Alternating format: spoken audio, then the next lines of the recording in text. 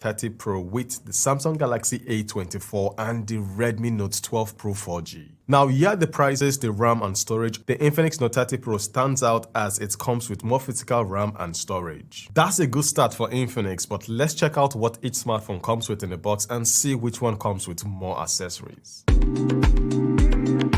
Now, starting with the Infinix Note 30 Pro, it comes with a 15 watt wireless charger. How many smartphones do you know that come with this? You get a hard case, glass screen protector, earphones, USB Type-C cable, and a 68 watts fast charger. Infinix is giving you all that you need, and at this rate, they might even give you a house and a car.